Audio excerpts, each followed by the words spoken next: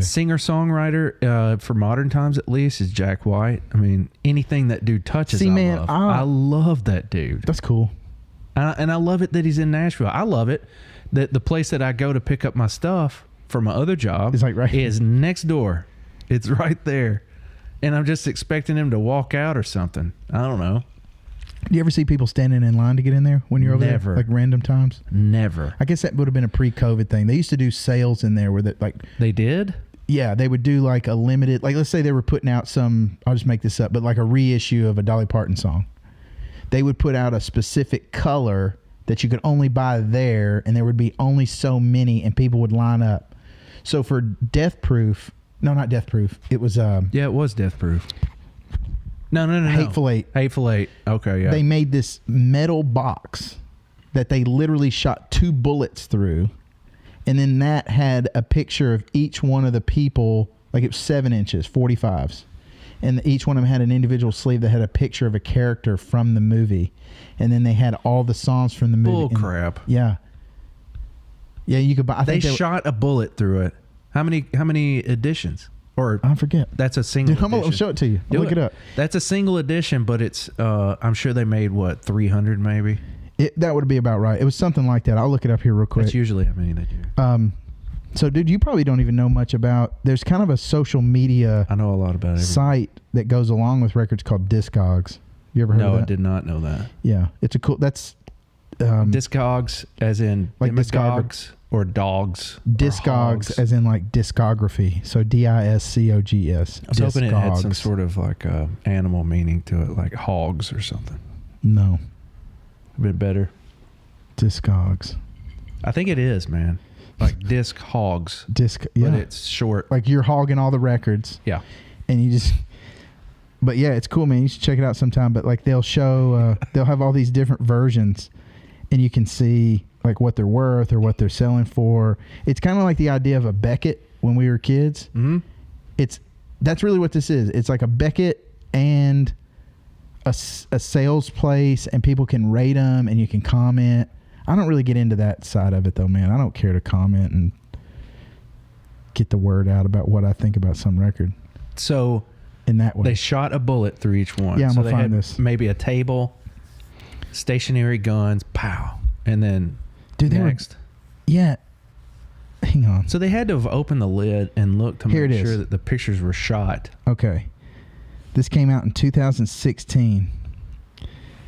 You can see the bullet holes through the box, and it was like a metal. I want it so bad. You could get one. Oh, it's $75 now. What? Bro, these used to sell. Look, the highest it's ever sold for was $500. So maybe they shot it through. Oh, it says LP only. Okay, so it came with the 7 inches, but then it came with a full 12-inch LP alternate cover too. Yes, I forgot about that. Have it. Yes or no? I used to have it, bro. Here's the deal with the. Bro, you may just that buy. Was a good album. Hey, you may buy one right now. Don't do it. $200. Well, I mean, it's for the podcast. If you want it, I don't know. Yo, let's straight buy it on air, right? But $200. No, dude, I sold one of these. Are you talking about the whole the kit? Yeah, the box. Yo, here I'm gonna pass it over to you, and you look at the picture. Here. Oh, it had a blood. You remember the letter? The letter from it had the blood stained letter that Samuel L. Jackson carried too. Like yeah. Dude, you need that, bro. That's cool, isn't it? You think it's a real bullet hole, though? Yeah, I know it is. I know, bro. Here, I can. That's a pretty large caliber. I mean, I don't know how. I mean, what do you think they could have lined up so many? But here's what I think happens. I was thinking. Yes, that dude. This was my point of all this. Because it goes through paper and really thin metal. He is the Willy Wonka of packaging.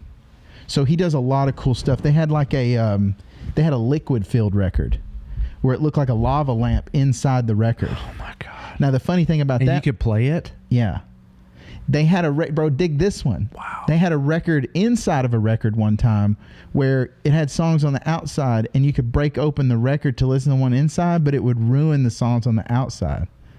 So like, I dig that aspect of what he does.